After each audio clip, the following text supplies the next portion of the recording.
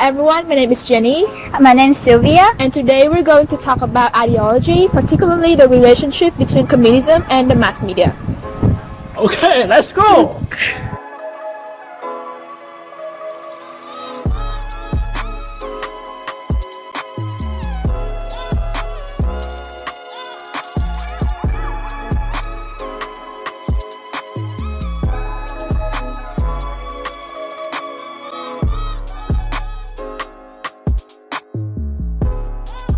Okay, so firstly, what do we know about the ideology? So can you explain to us, Jenny? Yeah, sure.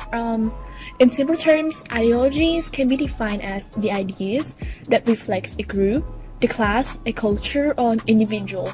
Sometimes ideologies can be shared repeatedly all over the world, and it can be from the church, the school, the government, and the press as well.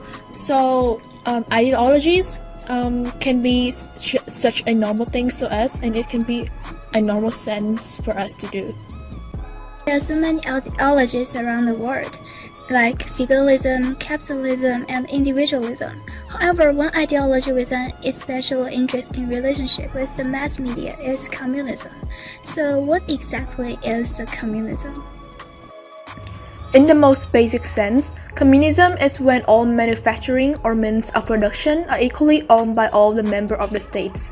The intended result is to eliminate the capitalist-inspired class system, where one class does all the work and other gets all the money. The most common form of communism comes from the work of German philosophers Karl Marx and Friedrich Engels in what today is known as Marxism. In particular, Marxism is focused on the exploitation of the worker. The key principle of this classless society is that any profit generated by the worker, but instead going to the business owner, is a form of inequality and should be abolished. For many years, communism was the dominant economic system used in many countries across Eastern Europe and Asia, such as the USSR, China, Vietnam, and Cuba. Ideology is a really important concept for media studies because it underpins many aspects in media, such as representations, stereotyping for film industry, as well as expectation for the audience. In return, the media can be a successful carrier for ideologies because it can reach a huge audience. Therefore, lots of government has used media as a tool to spread the belief, and for communist leaders, this is not an exception. The term propaganda is very familiar for communist government. Communist propaganda was delivered via printed newspaper, radios, TV broadcasting, and banners.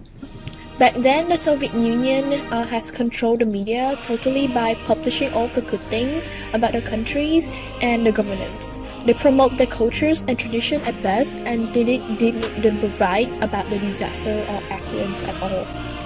They show a very bad aspects of cultures and the social system of democratic countries such as the United States. Although propaganda becomes more subtle today, it is still an important part of Russian domestic and foreign relations. One good example of Russian propaganda is its international news channel and website, Russia Today. Russia Today is a mouthpiece for the Russian government, meaning it shares all the government belief. It aims to improve the image of Russia on the world stage and the spread of the belief of the Russian government to people living in other countries. President Putin's plane may have actually been the target of the attack. It is claimed that the president's jet crossed paths over Warsaw at the exact same height as the doomed Boeing. Vladimir Putin has said that Ukraine has to bear responsibility for this tragedy. It happened over Ukrainian territory, and if there was peace in eastern Ukraine, then this would never have happened. As you can see, the news shared by Russia Today is biased by their government. If you compare a different nation's news media coverage of the event, you can see the difference. The one I think that they were tried to make the most plausible was that it was actually the Ukrainians that were responsible. So again, goes back to the strategy, blame Ukraine, always blame the Ukrainians when it comes to covering the war in Ukraine.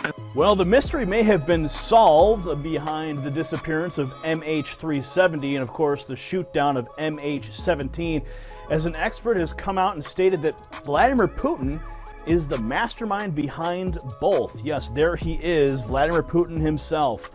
All findings from this forensic investigation confirm the earlier conclusion of the jet that flight MH17 was shot down by a 9M38 series Buk missile. What do we learn through this video? Firstly, Russia is an illustrative example of how state-controlled media can manipulate such nations' image. In the communist era, Russia was known as a major source of propaganda.